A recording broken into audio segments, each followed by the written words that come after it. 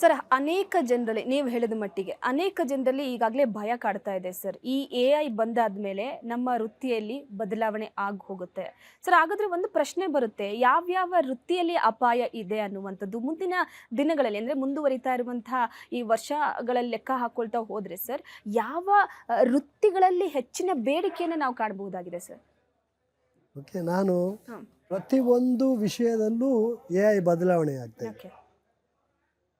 ಉದ್ಯೋಗ ಇರ್ಬೋದು, ನಮ್ಮ ನಡವಳಿಕೆ ಇರ್ಬೋದು, ನಮ್ಮ ಆಚಾರ ವಿಚಾರಗಳಿರ್ಬೋದು, ನಮ್ಮ ಬುದ್ಧಿಶಕ್ತಿಯೂ ಇರ್ಬೋದು, ನಾವು ಯಾವ ಥರ ಯೋಚನೆ ಮಾಡ್ತೀವಿ, ಯಾವ ಥರ ಕಲ್ಪನೆ ಮಾಡ್ತೀವಿ, ಯಾವ ಥರ ನಾವು ನಿತ್ಯ ಜೀವನದಲ್ಲಿ ನಡ್ಕೊಳ್ತೀವಿ, ಅದೆಲ್ಲ ಇಸ್ ಎ ಐ ಕಂಟ್ರೋಲ್ಡ್. ನಾವು ಓಕೆ. ನಮ್ಗೆ ಗೊತ್ತಿರಲ್ಲ ಇದು. ನಾವು ಎ ಐ ನಮ್ಮನ್ನು ಕಂಟ್ರೋಲ್ ಮಾಡ್ತಾ ಇದೆ. ಈಗಲಿಂದನೇ ಶುರುವಾಗಿ ಹೋಗ್ಬಿಟ್ಟಿದೆ. ಈಗ ಅದು ಅದು ಇದೆ ಆಲ್ರೆಡಿ ನಮ್ಮಲ್ಲಿ ಬಂದುಬಿಟ್ಟಿದೆ. ಹೋಗ್ಬಿಡ್ತಿದೆ. ಬಂದುಬಿಟ್ಟಿದೆ. ಓಕೆ. ಸೊ ಯಾವ ಥರ ಜಾಬ್ ಸಿಕ್ಕುತ್ತೆ ಮುಂದಕ್ಕೆ, ಹೌದು. ಯಾವ ಥರ ಜಾಬ್ ಕಳ್ಕೊಳ್ತೀವಿ ನಾವು, ಯಾವ ವೃತ್ತಿ ಭಾಳ ಮುಂದುವರಿಯುತ್ತೆ, ಇದೆಲ್ಲ ಹೇಳಿದಾಗ ನಮಗೆ ಒಂಥರ ಗಾಬರಿನೇ ಉಂಟಾಗುತ್ತೆ. ಖಂಡಿತ ಖಂಡಿತ ಸರ್. ಯಾಕಂದರೆ ಈಗ ಉದಾಹರಣೆಗೆ ನೀವು ತಗೊಳ್ಳಿ, ಒಂದು ಟೈಪಿಸ್ಟ್ ಇದ್ದರು. ಓಕೆ. ಟೈಪಿಸ್ಟ್ ಒಂದು ಟೈಪ್ ರೈಟರ್ ಇಟ್ಕೊಂಡಿದ್ರು.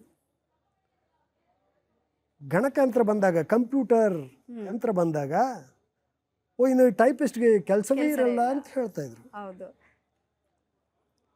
ಸೊ ಇತಿಹಾಸ ಏನು ಹೇಳ್ತಾ ಇದೆ ನಮಗೆ?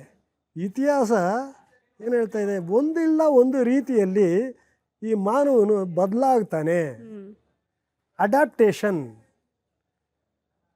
ಪರಿವರ್ತನೆ ಆಗುತ್ತೆ. ಅವರ ಜೀವನ ಪರಿವರ್ತನೆ ಆಗುತ್ತೆ, ಅವರ ಶೈಲಿ ಪರಿವರ್ತನೆ ಆಗುತ್ತೆ, ಅವ್ರ ನಡವಳಿಕೆ ಪರಿವರ್ತನೆ ಆಗುತ್ತೆ, ಆಚಾರ ವಿಚಾರ ಪರಿವರ್ತನೆ ಆಗುತ್ತೆ.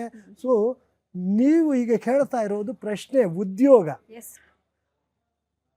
ಇತಿಹಾಸ ಹೇಳುತ್ತೆ ಉದ್ಯೋಗ ಇದ್ದೇ ಇದೆ.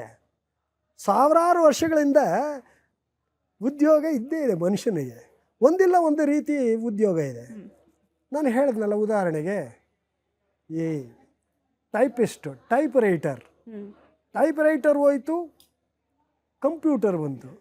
ಕಂಪ್ಯೂಟರ್ ಜೊತೆ ಈಗ ಕಂಪ್ಯೂಟರ್ ಇನ್ನೂ ಹೋಗಿಲ್ಲ, ಕಂಪ್ಯೂಟರ್ ಬಳಸ್ಕೊಂಡು ಆರ್ಟಿಫಿಷಿಯಲ್ ಇಂಟೆಲಿಜೆನ್ಸ್ ಸಾಫ್ಟ್ವೇರ್, ಕಂಪ್ಯೂಟರ್ ಒಂದು ಯಂತ್ರ.